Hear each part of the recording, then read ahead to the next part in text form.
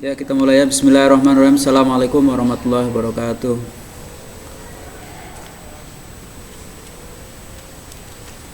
Ya, pada hari ini kita akan belajar tentang bab terakhir ya, bab 6, yaitu pengendalian diri, prasangka baik dan persaudaraan ya. Yang ada LKS dibuka LKS-nya.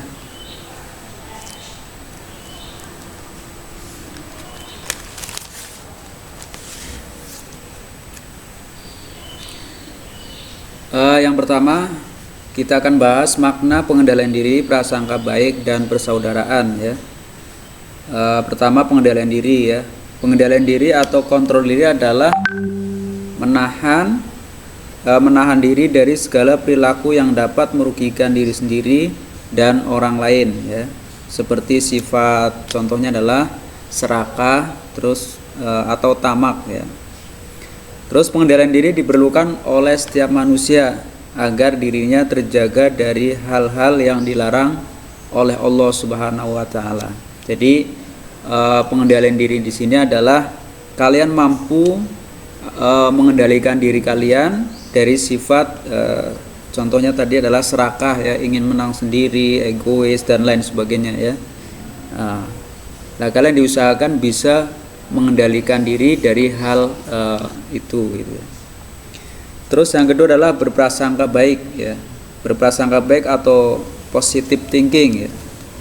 Dalam Islam dikenal dengan istilah husnuzon ya.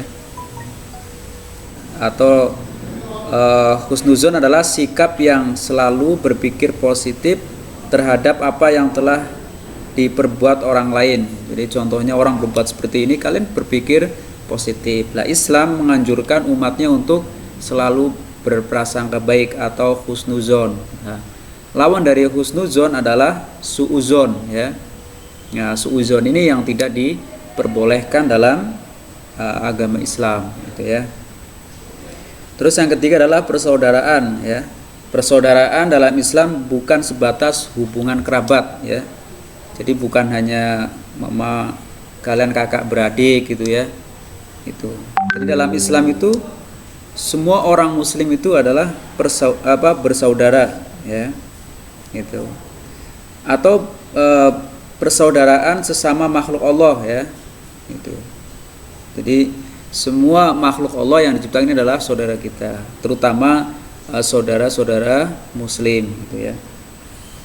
Terus yang berikutnya adalah ayat-ayat tentang pengendalian diri, prasangka baik dan persaudaraan ya. Allah Subhanahu wa taala berfirman dalam surat Al-Hujurat ayat 10 ya. A'udzubillahi minasyaitonirrajim. Innamal mu'minuna ikhwatum fa aslihu baina akhwaikum wattaqullaha la'allakum turhamun ya. Artinya sesungguhnya orang-orang mukmin itu bersaudara ya. Karena itu damaikanlah antara kedua saudaramu yang berselisih dan bertakwalah kepada Allah agar kamu mendapat rahmat. Surat Al-Hujurat ayat 10 ya. Nah, pada ayat di atas Allah Subhanahu wa taala menegaskan dua hal pokok. Yang pertama adalah bahwa sesungguhnya orang-orang mukmin itu adalah bersaudara. Jadi sesama mukmin sama muslim itu adalah ikhwah tadi, bersaudara gitu ya. Terus yang kedua adalah jika terdapat perselisihan antara kita ya, kita diperintahkan oleh Allah untuk melakukan islah ya, atau upaya perbaikan atau perdamaian. Jadi kalau kalian berselisih sama teman, sama saudara, lakukanlah islah atau upaya perdamaian. Atau melihat teman kalian bertengkar ya, kalian usahakan bisa mendamaikan ya, karena itu perintah Allah Subhanahu wa taala ya. Terus apa indikasi dari suatu persaudaraan ya, bahwa Rasulullah SAW bersabda, demi Allah yang menguasai diriku, seseorang di antara kalian tidak dianggap beriman kecuali jika dia menyayangi saudaranya sesama mukmin sama seperti dia menyayangi dirinya sendiri ya. Hadis riwayat Bukhari. Itu ya. Jadi Rasulullah SAW tadi bersabda bahwa kalian tidak dianggap beriman ya, kecuali kalian itu mencintai saudaramu, mencintai saudara kalian sama seperti kalian mencintai diri kalian sendiri ya. Nah, dalam hadis lain Rasulullah SAW bersabda ya, yang artinya seorang muslim adalah orang yang lidah dan tangannya tidak menyakiti muslim lain ya. Dan orang yang berhijrah adalah orang yang meninggalkan semua larangan Allah. Hadis riwayat Al-Bukhari ya. Jadi orang mukmin itu, orang muslim itu ya, lidah dan tangannya itu tidak menyakiti sesama ya, sesama muslim yang lain itu ya. Jadi dia menjaga lidahnya dan tangannya dari hal-hal yang menyakitkan atau menyakiti orang lain itu ya. Itu. Terus yang ketiga adalah ayat tentang persaudaraan. Allah Subhanahu wa taala berfirman dalam surat Al-Hujurat ya, ayat 12 ya. A'udzubillahi minasyaitonirrajim. Ya ayyuhalladzina amanu ijtanibu katsiran minadh-dhon ya. Terus inna ba'dadh-dhonni itsmu wa la tajassasu wa la yahtab ba'dukum ba'dha ayuhibbu ahadukum ayyakula lahma akhihi maitan fakarihtumu wattaqullah innallaha tawwabur rahim. Artinya, wahai orang-orang yang beriman, jauhilah banyak dari prasangka ya. Sesungguhnya sebagian prasangka itu adalah dosa. Dan janganlah kamu mencari-cari kesalahan orang lain, dan janganlah ada di antara kamu yang menggunjing sebagian yang lain.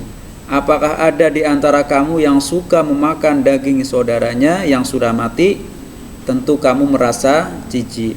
Dan bertakwalah kepada Allah. Sesungguhnya Allah Maha penerima tobat, Maha penyayang. Surat Al-Hujurat ayat 12.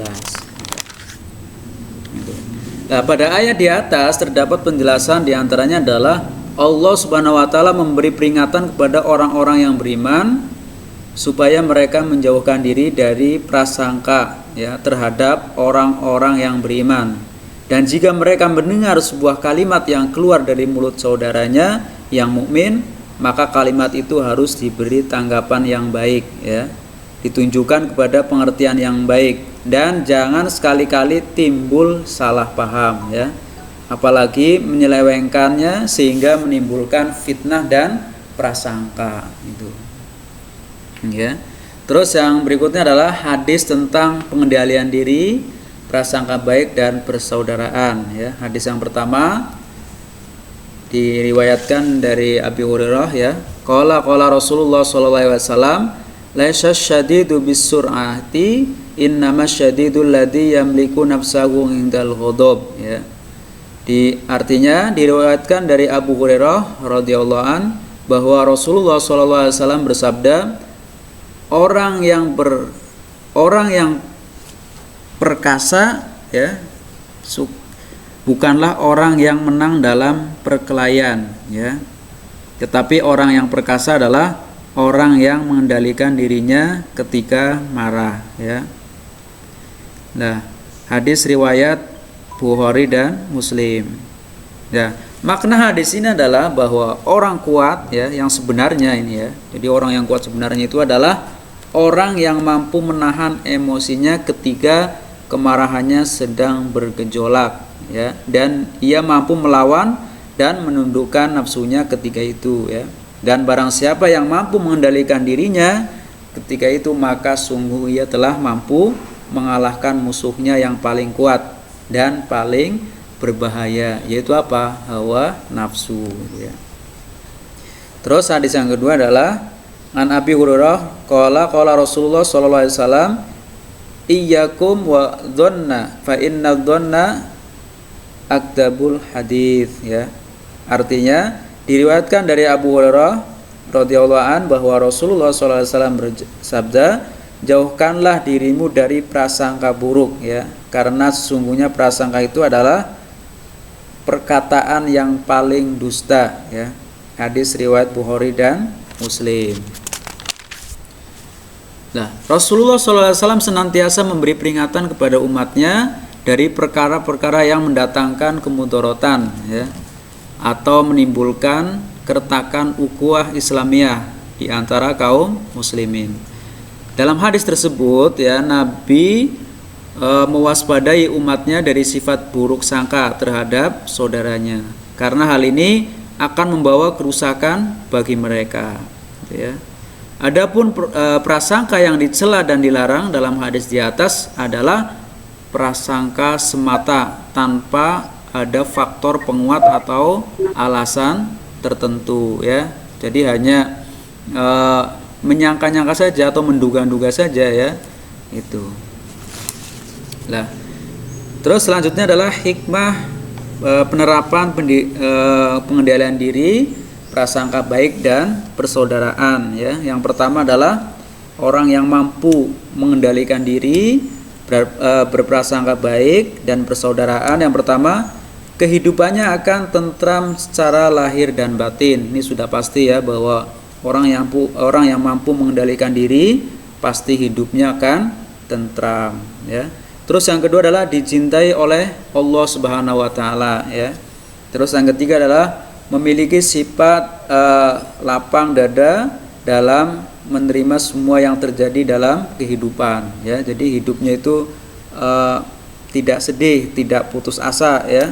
Jadi hatinya itu lapang, ya. Itu. Terus yang keempat adalah dicintai oleh sesama manusia, ya. Tentu, ya. Orang lain pasti akan mencintai kita kalau kita selalu berprasangka baik dan bisa mengendalikan diri, ya. Terus yang kelima adalah terhindar dari keluh kesah, ya, sikap iri, sikap dengki dan fitnah, itu, ya. Terus yang keenam adalah menumbuhkan saling pengertian, ya. Terus yang ketujuh adalah menumbuhkan sikap saling tolong menolong, ya. Terus yang kedelapan adalah menumbuhkan sikap saling menghargai, ya. Sampai di sini ada pertanyaan yang belum paham, silahkan. Halo. Halo. Ya, udah paham belum? Udah, Pak. Udah. Berarti langsung yang lain pada kemana nih? Kok baru 5 orang?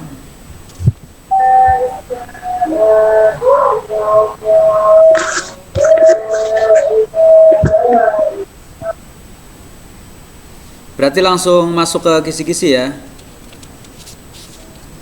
Iya. Kalian siapkan catatan atau apalah, ya, biar nanti bisa dicatat. Untuk kisi-kisinya itu ada 50 soal nanti, ya, yang akan diujikan, pilihan ganda semuanya. Yang pertama adalah tentang Asmaul Husna, ya. Nanti yang ini makna Asmaul Husna, ya, terus perilaku penerapan atau perilaku orang yang mengamalkan Asmaul Husna, itu, ya. Terus hikmah beriman kepada Allah, itu, ya, untuk bab 1. Jadi nanti yang diujikan itu bab 1 sampai bab 6, gitu, ya. Terus yang kedua adalah ada berpakaian sesuai syariat Islam, ya. Ya, nanti paling, ya, pengertian jilbab, terus pakaian sesuai syariat Islam itu seperti apa, ya. Terus batasan-batasan aurat, ya. Aurat laki-laki itu batasannya sampai mana, terus aurat perempuan itu batasannya apa saja, itu yang diujikan. Terus yang ketiga adalah nilai kejujuran, ya. Ya, paling seputar pengertian jujur, ya. Terus dalil Al-Qur'an, ya. Dalilnya itu apa, ya, tentang kejujuran, dan hadisnya itu seperti apa, itu, ya. Terus akibat orang yang tidak jujur, gitu, ya. Terus hikmahnya nanti akan ditanyakan. Terus yang bab 4-nya, ya, itu sumber hukum Islam. Nanti sumber hukum Islam itu apa saja, ya. Kan di situ ada Al-Qur'an, ada hadis, ya, ada ijma' dan qiyas, itu, ya. Terus hadis itu fungsinya untuk apa, ya. Terus Al-Qur'an itu posisinya berada di paling Al-Qur'an adalah posisi yang paling pertama, itu, ya. Terus ijtihad itu apa ini ya. Gitu. Terus yang kelima adalah dakwah Rasulullah di Mekah. Ini seputar perjuangan Nabi Muhammad ya. Terus nanti menanyakan tentang sejarah sebelum Rasulullah diutus itu ya. Jadi kondisi masyarakat Mekah sebelum Rasulullah diutus menjadi nabi gitu ya. Terus strategi dakwah ya. Strategi dakwah kan ada strateginya itu berdakwah secara sembunyi-sembunyi dan berdakwah secara terang-terangan. Terus yang keenam adalah yang tadi kita bahas, yaitu pengendalian diri, prasangka baik dan persaudaraan. Nanti ya pertanyaan seputar ayat, terus makna pengendalian diri ya, prasangka baik dan persaudaraan, terus hikmahnya gitu ya. Sampai di sini ada yang kurang paham? Kalau sudah berarti saya cukup ya.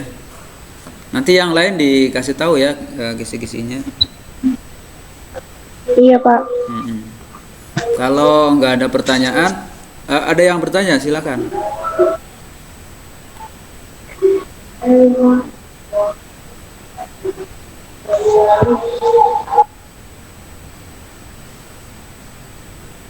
Nggak ada ya berarti ya. Kalau nggak ada saya akhiri ya. Jadi assalamualaikum warahmatullahi wabarakatuh. Waalaikumsalam warahmatullahi wabarakatuh. Waalaikumsalam.